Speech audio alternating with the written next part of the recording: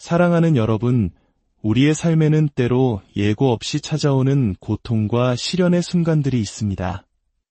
몸이 아프고 마음이 지칠 때 우리는 희망의 끈을 놓지 않으려 애쓰지만 때로는 끝이 보이지 않는 터널 속에 갇힌 듯한 절망감을 느끼기도 합니다. 왜 나에게 이런 일이 일어났을까? 이 고통은 언제쯤 끝날까? 수많은 질문들이 우리의 마음을 무겁게 짓누릅니다. 오늘 이 이야기가 당신의 마음에 깊은 울림을 준다면 주변에 사랑하는 이들에게도 이 희망의 메시지를 나누어 주십시오. 하나님의 은혜가 더 널리 퍼져나가도록 당신이 바로 그 축복의 통로가 될 수 있습니다. 잠시 시간을 내어 이 메시지를 공유하고 구독함으로써 더 많은 영혼들이 절망 속에서 빛을 발견하도록 도울 수 있습니다. 여러분의 작은 실천 위에 하나님의 크신 축복이 함께하기를 기도합니다.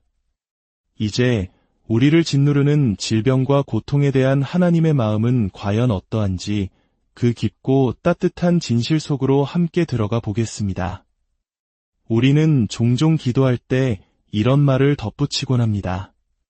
하나님, 만약 당신의 뜻이라면 저를 고쳐주세요. 이 말은 언뜻 겸손해 보이지만 실은 우리와 하나님 사이에 보이지 않는 벽을 세울 수 있습니다. 마치 우리가 하나님의 뜻을 알 수 없는 미지의 영역으로 남겨두는 것과 같습니다. 하지만 오늘 우리는 이 불확실성의 안개를 걷어내고 치유에 대한 하나님의 명확하고 흔들림 없는 뜻을 발견하고자 합니다. 성경은 명확하게 선포합니다. 당신이 건강하고 온전하게 사는 것이 바로 하나님의 뜻입니다.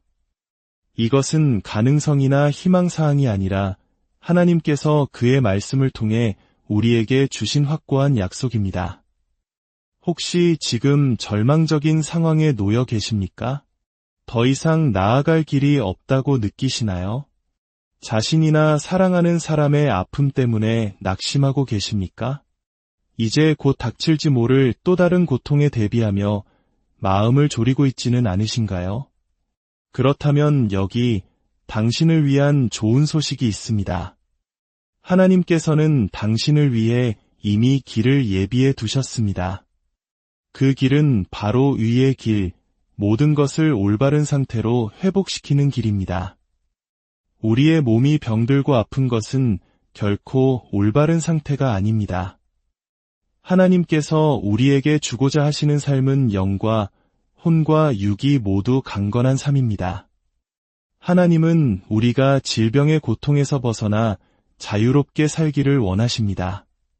더 나아가 하나님의 치유의 능력이 우리 안에 가득 차서 우리 자신을 넘어 다른 아픈 이들을 섬기고 이로하는 축복의 통로가 되기를 바라십니다.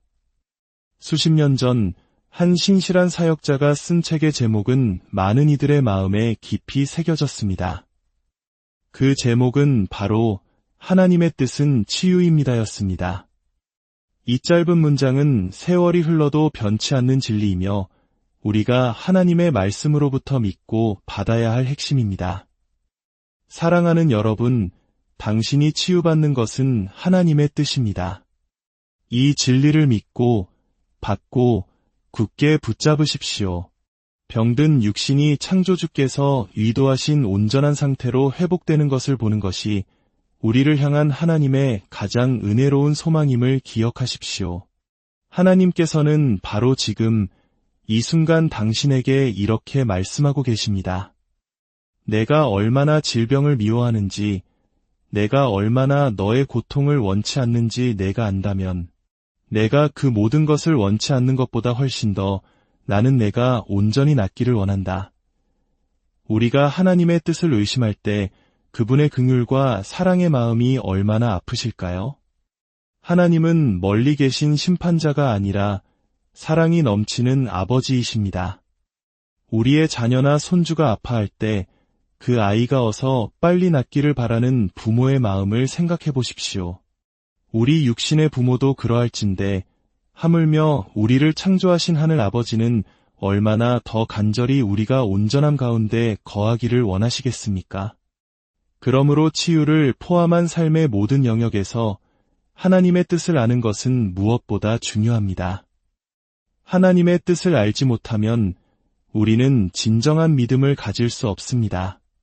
그것은 단지 막연한 기대나 희망에 머물 뿐 아무런 열매를 맺지 못합니다. 기억하십시오. 하나님의 말씀이 바로 그분의 뜻입니다. 성경에 기록된 모든 약속은 바로 당신을 위한 것입니다. 하나님은 거짓말을 하거나 변덕을 부리는 사람과 같지 않으십니다. 그분의 예는 영원한 예이며 그분의 아니오는 영원한 아니오입니다.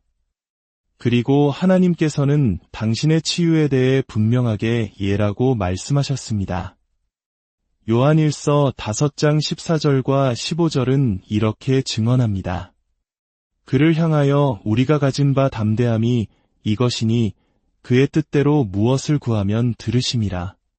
우리가 무엇이든지 구하는 바를 들으시는 주를 안즉 우리가 그에게서 구한 그것을 얻은 주를 또한 아느니라. 얼마나 놀라운 말씀입니까? 하나님의 뜻대로 구하면 그분은 반드시 들으시고 우리가 구한 것을 이미 얻은 줄로 알라고 하십니다. 이것이 바로 우리가 기도 가운데 가져야 할 담대함과 확신입니다. 따라서 치유를 위한 믿음은 혹시 하나님의 뜻이 아닐지도 모른다는 의심의 물음표가 사라지는 바로 그 지점에서 시작됩니다. 만약 당신의 뜻이라면 이라는 믿음을 파괴하는 말을 더 이상 사용해서는 안 됩니다. 문제는 이미 해결되었습니다. 예수 그리스도께서 십자가에서 우리의 모든 질병을 대신 짊어지심으로 궁극적인 대가를 치르셨습니다. 치유를 위한 믿음은 하나님의 뜻이 알려진 곳에서 시작됩니다. 어떤 이들은 이것이 현대에 와서 새로 생긴 가르침이 아니냐고 물을지도 모릅니다. 하지만 이 진리는 출애굽기에서 하나님께서 친히 나는 너희를 치료하는 여호와임이라라고 선포하신 그 순간부터 시작된 영원한 진리입니다. 수많은 믿음의 선조들은 이 진리를 붙잡고 놀라운 치유를 경험했습니다. 저명한 치유 사역자였던 F. 보즈워스는 그의 책 치유자이신 그리스도에서 이렇게 말했습니다. 누구든지 자신의 몸의 치유를 위해 흔들리지 않는 믿음을 갖기 전에 반드시 이 문제에 대한 하나님의 뜻에 관한 모든 불확실성을 제거해야 합니다. 믿음은 하나님께서 계시하신 뜻을 아는 지식을 넘어설 수 없습니다. 치유를 위해 믿음을 사용하기 전에 영혼을 구원하시는 것과 마찬가지로 육신을 치유하시는 것 또한 하나님의 뜻임을 성경이 명백하게 가르친다는 사실을 알아야 합니다. 그의 말처럼 하나님의 약속은 그분이 우리를 위해 얼마나 간절히 일하기 원하시는지를 보여주는 계시입니다. 하나님의 뜻을 알기 전까지 우리의 믿음은 설 자리가 없습니다. 치유를 향한 첫걸음은 구원이나 다른 모든 축복을 향한 첫걸음과 동일합니다. 그것은 바로 성경이 명확하게 가르치는 바, 즉 하나님께서 우리의 정해진 수명을 다할 때까지 우리를 치유하기 원하신다는 사실을 아는 것입니다. 고통받는 각 사람은 하나님의 말씀을 통해 자신의 치유가 하나님의 뜻이라는 것을 개인적으로 확신해야 합니다. 하나님의 뜻이라는 것에 대해 아주 작은 의심이라도 남아있는 한 진정한 믿음을 갖는 것은 불가능합니다. 하나님의 능력을 주장할 수 있는 유일한 근거는 그분의 뜻이 알려졌을 때입니다. 죄인에게 그를 구원하는 것이 하나님의 뜻임을 확신시켜 주기 전에는 그가 믿음으로 위에 이르기가 거의 불가능한 것과 마찬가지입니다.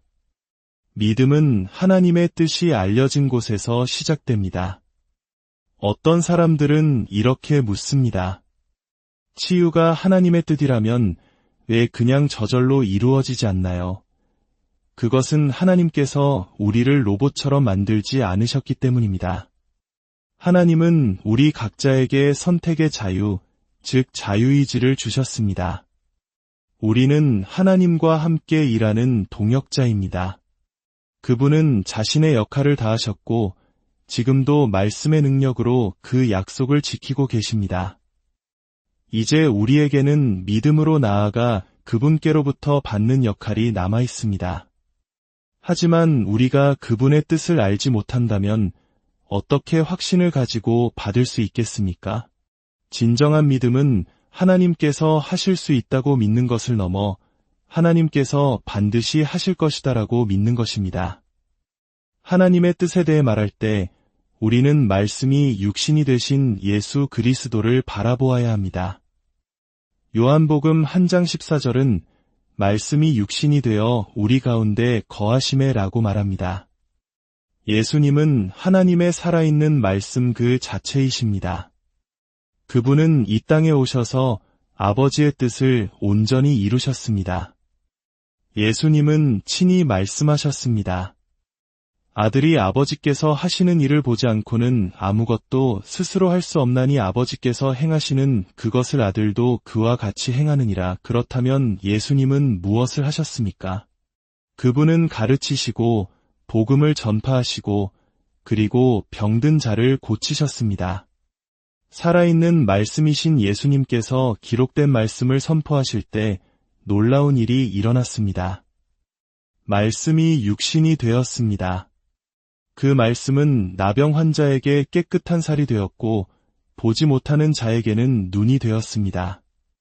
연약한 자에게는 힘이 되었고 듣지 못하는 자에게는 귀가 되었습니다. 치유에 필요한 모든 것이 말씀 안에서 현실이 되었습니다. 바로 지금 이 순간에도 그 역사는 동일하게 일어나고 있습니다. 우리가 살아있는 말씀이신 예수 그리스도를 의지하여 기록된 말씀을 선포할 때 그 말씀은 우리의 삶 속에서 육신이 되어 나타날 것입니다. 더 나아가 우리가 입으로 내뱉는 말 또한 육신이 됩니다. 이것은 더 나은 쪽으로든 더 나쁜 쪽으로든 마찬가지입니다.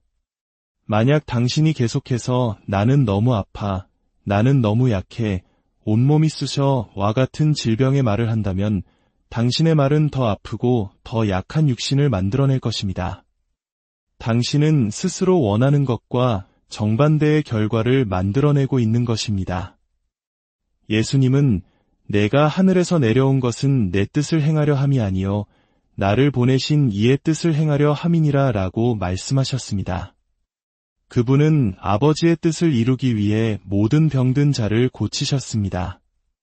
성경 어디에도 예수님께서 치유를 구하는 사람을 외면하시거나 지금은 안 된다, 이 병을 통해 배울 것이 있다 혹은 나중에 다시 오라고 말씀하신 기록이 없습니다. 마태복음 9장 35절은 증언합니다.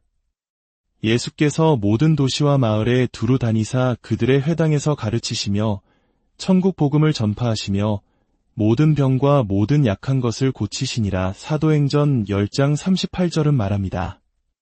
하나님이 나사렛 예수에게 성령과 능력을 기름 붓듯 하셨음에 그가 두루 다니시며 선한 일을 행하시고 마귀에게 눌린 모든 사람을 고치셨으니 이는 하나님이 함께 하셨음이라. 예수님은 하나님의 본성의 완전한 표현이십니다.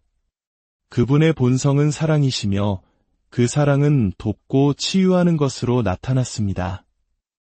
예수님은 단 한 번도 너를 고치는 것은 내 뜻이 아니다 라고 말씀하지 않으셨습니다. 그분이 하신 모든 말씀과 행동은 아버지 하나님의 뜻을 그대로 보여주는 것이었습니다. 사랑하는 여러분, 이 모든 진리 앞에서 가장 중요한 것은 두 마음을 품지 않는 것입니다. 야고보서 기자는 의심하는 자는 바다, 물결같이 흔들리는 사람과 같아서 주께 아무것도 얻기를 생각하지 말라고 경고합니다. 이 문제를 오늘 당신의 마음속에서 완전히 매듭지어야 합니다. 하나님께서 나를 치유하시는 것은 절대적인 그분의 뜻이다 라는 사실을 야구방망이로 맞아도 흔들리지 않을 만큼 굳게 믿어야 합니다. 이제 눈을 감고 당신의 손을 심장 위에 얹고 이 기도를 함께 받으십시오. 아버지 하나님, 예수님의 이름으로 기도합니다. 이 시간 말씀을 듣는 당신의 사랑하는 자녀가 치유받고 온전하게 되는 것이 아버지의 뜻임을 믿고 감사드립니다. 주님께서 말씀을 보내어 그들을 고치십니다. 지금 이 순간 당신의 선하심과 능력이 그들의 삶 가운데 나타나고 있음을 믿습니다. 기적을 위해 기도합니다. 하나님의 치유의 능력이 그들의 아픈 모든 부위에 나타나는 것을 믿음으로 선포합니다. 주님, 당신의 신실하심과 선하심을 찬양하며 경배합니다. 우리를 온전케 하시는 주님을 높여드립니다. 예수님의 이름으로 기도합니다. 아멘. 사랑하는 여러분, 하나님은 당신을 사랑하시며 당신이 건강하기를 원하십니다. 오늘 이 순간부터 당신의 치유를 인하여 하나님께 감사하기 시작하십시오. 당신의 눈으로 치유의 말씀을 읽고 당신의 귀로 믿음의 선포를 들으십시오. 당신이 하나님의 뜻이 무엇인지 알 때 의심은 사라지고 믿음은 굳건해질 것입니다.